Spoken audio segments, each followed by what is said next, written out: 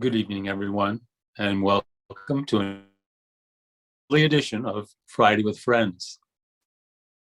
Tonight's friend, a very good friend, and my friendly co-host on Friday with Friends, Meredith Porte. So good to see you, Meredith. Meredith, of course, everyone knows her. I've known you from watching you on television and many programs. I've learned a lot about Raja Yoga from just seeing the people that you've interviewed. And it's nice to have a chance to turn it around and speak with you today to find out about you. Welcome, Meredith. This is a real treat. The title given to tonight's, yeah, it is a treat. It's a treat for me. And I had been thinking about it for some time. The title given to today's is kind of based upon, I heard that you and Mita did a workshop about, a new you in the new year. And of course, just taking advantage of that impetus that's going on about the new year. But of course, that takes another part, which is letting go. So letting go, making room for new. Letting go, making room for new. When you hear that phrase, Meredith, what comes into your mind? What comes to me is that there's still stuff that we're hanging on to, or I'm hanging on to, that even though, we've been working on ourselves, and I'm sure like many other people who are spiritually minded or meditators are working on ourselves to be better, to be more fulfilled, to be more peaceful, but there are still, could we say, like remnants of the past that they're still there. And first, I think it takes awareness to figure out what to let go. Don't let go of some of the good things, but to really be aware of what it is that's no longer necessary, in our lives. This is kind of an illness of the times. Mm-hmm. Is people saving, in times gone by, people didn't have so much. They had just enough that they needed.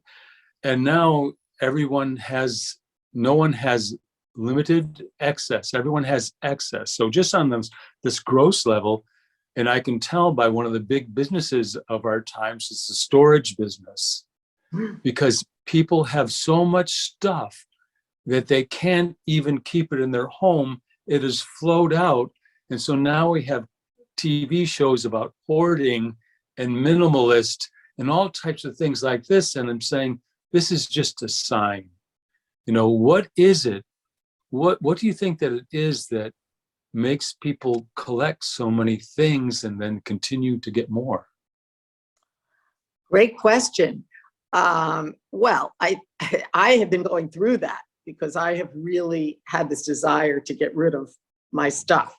And I think it is that old word, attachment. I look at something and I go, oh, but it's a memory, right? It's a memory of, even things that I've gotten when I'm in India, do I need all these little trinkets and little things and books? That's a hard one.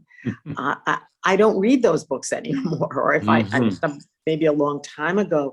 So there is some kind of attachment to things that are old. And this, I hate to say this, but it's almost like a fear of, if I get rid of it, and then in 6 months or 6 years, I think, oh, what happened to that? Then I'll feel bad that I got rid of it. So, that's the connection. That's what we're talking about physically first, to get rid of it. I think you hit it. That's a metaphor really for all of it, because you kind of hit the essence of it, is that we think that we may need it someday, but that someday it never comes, but we keep collecting it to the point where we don't even know that we have it anymore. It's collecting dust. I was talking to a friend of mine who's older, and they were saying, well, I'm going to go through everything and throw it out before my kids do, because it doesn't mean anything to them. So they'll just throw it out anyway. And why am I saving it? And so they had come to that realization. Another thing that you said is fear. And I think you you really hit the nail on the head. It's a fear of loss of something.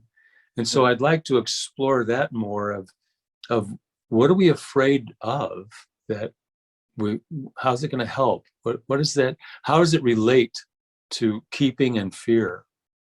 In terms of our spiritual side of getting To me, whatever's the truth is the truth, whether it's on the material plane or the spiritual plane. Kind of the same things are going on all the time. As a matter of fact, I remember reading, speaking of giving away books, which when I came into spiritual knowledge, I gave away probably 700 books that I had acquired on my journey. And one of those books was a very good book written by a famous psychiatrist that was kind of well known in the 1980s. And the title of the book was Love is Letting Go of Fear. And it makes sense that we're letting go, and you said fear is the reason, and then the antithesis of love is not so much hate, but it's fear. Somehow we fear of something. So how does that strike you? How do you relate love and fear and attachment and keeping? Well, yeah, it's all connected, I think, to attachment. And many people think that it's love, that they have in their lives, and that they love someone or they love their children. Or often what I see is that when you're being hurt and you're feeling sad, or feeling either your kids or your whoever in your life, is hurting you, then it is definitely attachment. Wanting something from people. It could be friends, it could be spiritual friends even, that it's wanting something from others and not getting it. And I think it's such a key thing, because relationships are at one level spiritually, we don't want to get caught up in relationships, but on the other hand, we want good relationships. And, to me personally, I want harmony in my relationships. That's a big word for me in my mind. I think about that. If there's any kind of strife, or even something very little, someone says something and I get insulted a little bit, or I get hurt even for the second, and I hold on to it. I'm maybe driving and I'm still thinking about it. Why did they say that? Am I like that? Then there's attachment even to myself, my image, right? My image, of how I think of myself. Someone says, my daughter said something to someone about me last year, and I don't know what they said. And she said, well, my mother's just slow, like in whatever she does nowadays, she's slow. And I thought, is that how she sees me? Like, what am I doing? Like sort of puttering around the house? And my feelings were hurt, a little bit. And it was slow. Is it like I move around like so slowly, nothing gets done? And I had to kind of detach, because again, if you're attached to your image, if you're attached and you're attached to what your image and how people see you. This is a very big letting go. You're going right to the core of it. And although, we've both been introduced to this idea that attachment is not a virtue, but it's actually a vice. And you probably know this from your heart, but yet you can see years down the road, there's still this connection.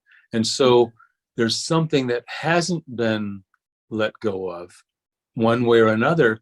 And so what I'm thinking is, wow, I guess honesty is really important with myself. I even have to let go of the attachment I see, the way I judge myself. That maybe the image that I have of myself is still based upon an old model, and I forget that I'm the new model. And I'm still very concerned with how it looks to others or even to myself. That's so deep, and that to me requires a lot of, when people talk about psychiatry or therapy, not that kind of therapy. Yes. Ours is self-therapy to me. That's how I see my life. Oh, that absolutely. I'm working on myself. I don't really need to go to somebody to, you know, I think at some point people do need to. So I'm not in any way Yes. putting it down, because when people need help and Oh, something, absolutely. but I think for myself, and maybe the more that you meditate, you can work it out. And you don't always work it out immediately. And that goes back to, like, I feel when I first came to Raja Yoga, to the meditation and everything. And I remember the teacher talked about, anger is being, we consider it with the Brahma Kumaris, of course, that anger is a vice, right? That we work on.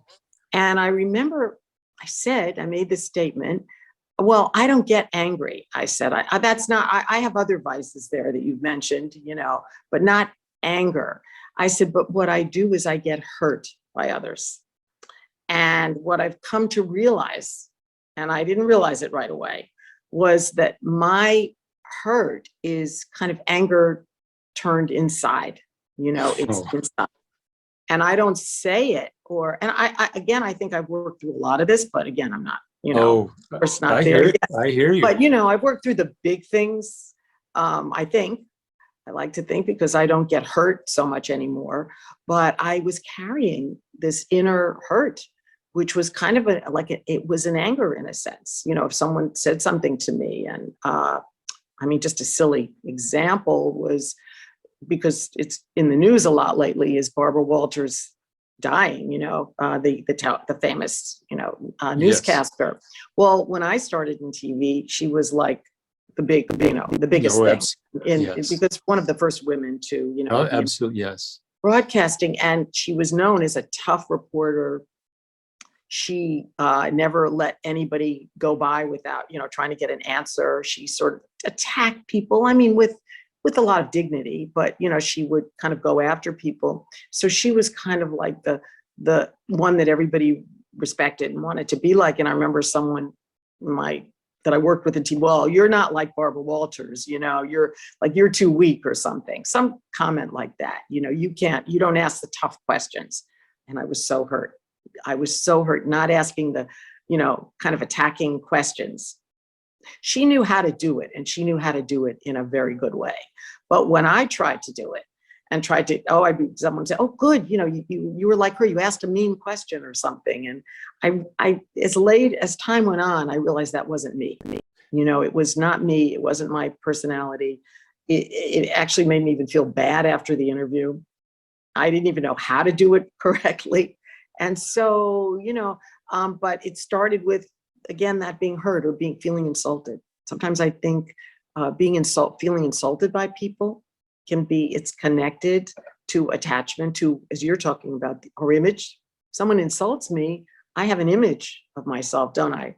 And I want people to see me like that, and they don't. My daughter, she doesn't see me the way I'd like to be seen at all. And you have kids, so I'm sure you could relate to this, right? You're a big kid, younger kid. So it seems to me, by listening to you, that what you've gained in the time is basically self-respect. And perhaps this is innately connected to this letting go, that I can't let go because I'm still need, whether it's my parents that I could be still trying to please my parents who are long dead, but I learned the behavior. And so I haven't let go of something that has no possible way of being worked out. And so that's sad. And so I owe it to myself to let go of that. And just like all these relationships, I have to let go. And because I'll never be seen by other people the way that I think I am. They're going to see me the way that they see. Or the way you want to be seen, I think. Don't you think it's the way we want to be seen? We have yes. Image. And so why do I want to be seen a certain way? So maybe my image, like you said, you discovered that. Why would you want to be a Barbara Walters imitation when you could be Meredith Porte, which is equal to, and you could be the best you, but you could only be the second best, at best her. And but yet, when we don't feel, Yeah. Hundredth best. Because meanness is not in you. Meanness is not in you. And so it's not right to see, but we chase after someone's approval to try to feel better. So this is, I guess, also a very deep aspect of it. There's so many things to let go of. And you have, you know, I saw your Facebook post the last week when you remembered your late husband. And Yeah. what could be a bigger letting go than that? And how do you do that, Meredith? Thank you for, bringing it up. I sometimes people are afraid to even ask me, when you lose somebody in your life that you've been with for so long. Yes. And, but in a way, I'm fine with that when people do ask me. Some people do something very interesting. They'll say, how are you? And I go, I'm good. I'm good. And they'll go, how are you? And then I go, what do you mean? And then they'll say, oh, well, they just wanted to know how have I survived as a result of. Because this is another issue. People are afraid, they're afraid because the letting go that's one that you can't pretend. This is the real deal. And so I see you and I see your stage is so good. And I'm saying for myself and for everyone watching, because it's an example of we're forced to. So you might as well learn to do it. So tell me your secret. I would say that my secret is really the teachings that we've been, with for so many years. I don't think I think that I really didn't suffer through my loss of my husband. We were married like 40 something years. I'm not saying that I didn't have some sad days. I had a very sad day that day last couple of weeks ago, which is the saddest day. And I wasn't so sad that I was crying or anything like that, but I woke up and I felt strange. And then I realized he had passed 3 years before. And I had to I said, well, why am I feeling sad? I thought I've gone through this. I thought I've overcome this. So I had to, again, give myself a hug, or a pat on the shoulder and say, it's okay to be sad. It's okay. If you feel it, let it go, meditate on it. I would say that because of, our teachings of attachment and the process of our lives and what we're here for, all of that, and that we're here to be really, really fulfilled and happy was what absolutely saved me. And I don't think that I grieved in that way. Again, I think you have to go through something or you're not human almost, you know what I mean? Yes, of you course. have to go through something. And so but I think that I kept just knowing that if something happens to you, whatever, and we've all been through lots of things, for some people, I talk to them and they'll go, the loss of their parent, is really like, even though they could be 70 years old, 60 years old, and they lose their parent and they really fall apart. Because we all have that in us. Of again, it gets back to the attachment, and it gets back to suddenly your life is different. You've had someone in your life. I mean, I felt that when I was leaving my station where I worked too, because I'd been there for 30 something years, 38 years. And I remember the fear, of like what I've driven on I-95 in Miami every day for 38 years, I think 838. That's what I know. Getting on I-95, going to work, coming back. Early years, it was late night because I worked a night shift. And then later on, it was 9 to 6 or whatever, which was a better time. And I had to kind of work through that. And a lot of it is just, to me, the secret really is like just kind of being honest with yourself. And whatever you're feeling, then let it go. Just keep letting it go, which is your theme today, is okay. Yeah, I am feeling this, but now let me release it. And I do that in meditation all the time. I feel it. I even look at it like I'm, it's almost like under a microscope. I look at it and I go, why am I feeling this? What's going on here? And I might not get an answer, but I almost dissect it. This is hurting me. This is what, and I try not to beat up on myself about it, like to make myself feel guilty. This is what I feel. This is what I'm going through right now. Now let me look at it, let me see it, and now let me release it. Let me release it. And it doesn't always happen right away. Sometimes I have to do it more, but at some point it just almost like leaves me. I can feel it leaving my body, leaving my everything, just, but, and I want to just say one other thing was after my husband left the body, as we say with the Brahma Kumaris, after he did, I went pretty soon to Madhavan right after then. And I didn't really even want to go because I had so much to take care of, but like I went. And I went with sadness. I could feel it. I mean, I wasn't falling apart or anything like that, but there was, this emptiness. And I went, and within the days that I was there, little by little, a lot of meditation, a lot of aloneness, solitude, just being there. It started to just leave me.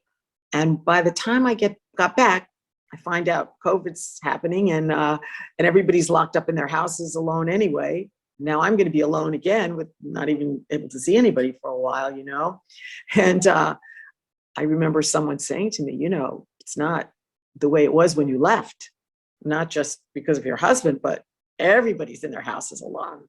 Unless, of course, you have a partner or children or whatever, or mother, whatever. But by the time I got back, I was able to just understand how the drama is perfect. Whatever's happening in our lives is okay. And whatever I'm dealt with, I will accept that, and I'll be fine. I'll be fine with that. Aren't you just so grateful that you had these tools at your hand? Because I was just reading today that, one can purify themselves through, their own effort through knowledge and meditation, or you could purify yourself through going through suffering, which also is a purifier. So you probably didn't start meditating for that reason, but look at the benefit that it's given you now that you've transitioned. And really, I don't see any sign of anything at all in your nature that would be negative. It just, you're still as gracious and kind and giving as maybe even more so than you ever were before. Well, you're very kind to say all of that. No, it's all true. And that's really the essence of letting go, because, we're born alone, really, and we leave this world alone too. And so we really have to develop this relationship with ourselves to be happy and to have a chance of making anyone else happy too, or else when someone else is down and they say something to me that hurts my feelings, I can't be there for them or anyone else. That's very well said. That really is well said. And we come alone and we leave alone. And that's it. I mean, and we really are alone. I mean, we're connected to people, but yes, we are on our own, on our own path. And so, and things, I find like whatever's going on, things come up. This comes up and you have to deal with it. And this comes up. But to be able to deal with it, I think, without the suffering, I like dealing with things. I like going through the process of kind of dissecting my inner self and trying to figure out what's going on with you inside. Why are you hurt? Why are you embarrassed? Or why are you feeling guilty? Guilt is a big one for me. Mm-hmm. That's a big one. And another thing to let go of. Right. Like if someone tells me you didn't do a good job or you could have done better, whatever you're doing, then I will feel, oh, what was I missing? What didn't, or I forgot something that I was supposed to do and somebody, calls me on that or whatever. I feel guilt, and I'm working with that, trying to get rid of any guilt, because it doesn't help. It doesn't do anything at all. Like you said earlier, that hurt was a form of anger turned inside out. Same thing. Guilt is a form of ego turned inside out.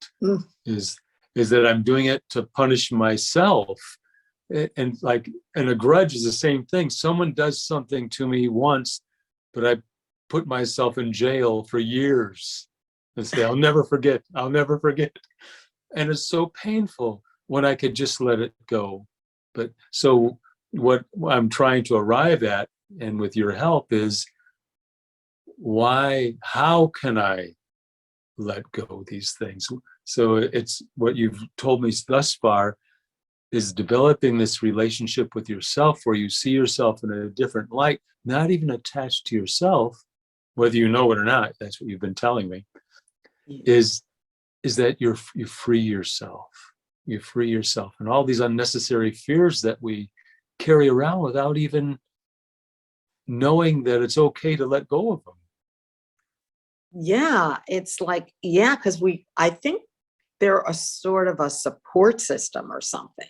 They're like a false support system, you know? Everyone in the tribe is like that. And so you're different if you're not like that. And so you really do have to be your own best friend. There's no doubt about it. We're it with ourselves. I Yeah. mean, there is nobody else that's really going to be with us forever. You know, we will be with ourselves. And we know that we believe that the soul continues.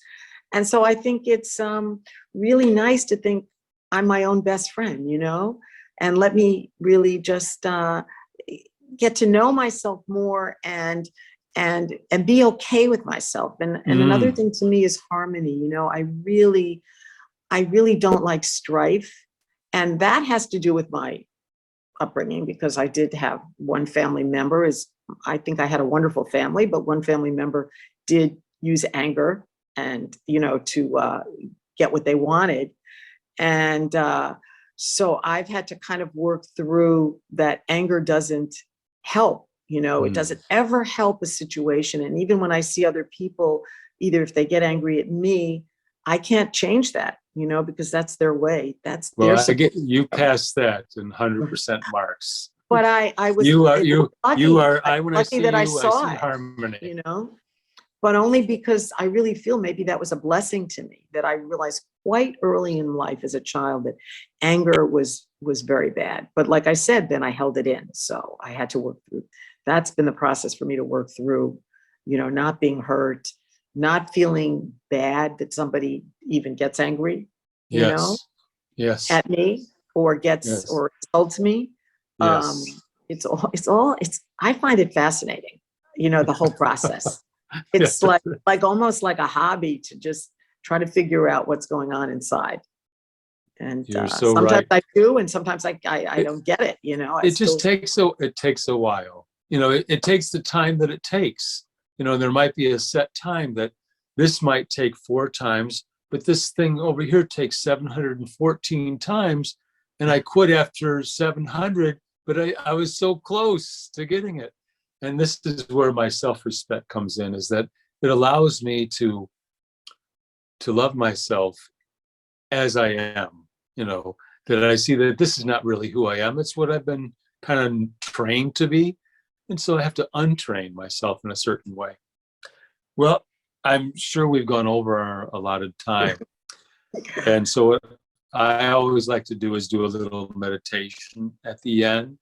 And so could you give us a commentary for like 3 minutes or so, kind of based upon the essence of what we've talked about today? Sure. Oh, Let me, thank you. yeah, let me just kind of just get back to that silence within, and just stop for a few minutes. There's been a lot of talk over the last few minutes. Very, very interesting talk to me, and made me think about a lot of things. But then there comes the time where there's no need to talk. There's no need to think. Right now, all I have to do is just be in the beautiful light, be in this moment right now, experience myself as a peaceful, loving being, as a being that really wants to do good, wants to help others, wants to grow, not to have any guilt about anything that's not right in my life, or people that aren't right in my life, or things that have happened. It is the time now to just let go. Let go of anything that does cause me sorrow, that does cause me to feel as if I'm not special, as if I'm less than others or just less. Let me think of myself as more. Every day I'm more. I'm growing more. I'm learning more. I'm trying more to just be loving, and most important to love myself. Because truly, if I can't love myself, if I can't really be my own best friend, how can I possibly love others? And I do want to feel love for everyone I meet. I want to connect with everyone I meet and just make things easy. No difficulty, no stress, no thinking about things over and over again, and no suffering. I'm not here to suffer, and I'm not here to feel bad about anything, because the truth is, I really, really am trying my best. And with each day, I can let go of a little bit more and a little bit more and know that I'm fine, that I am getting there. I am getting to the point where I can be most fulfilled in my life, no matter what age I'm at, no matter where I'm at in terms of my work, my career, my family life.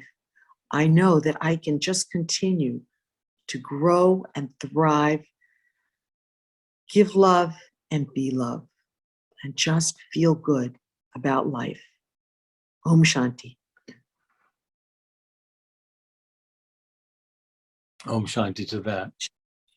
Meredith, thank you for your transparent sharing. It really is the best way to work. And I felt everything that you said, and I look forward to talking with you more. But for now, This has been really nice. This has been wonderful. thank you so much. Get to be Thank you. interviewed by you. Yeah, Thank you you so Thank much. you.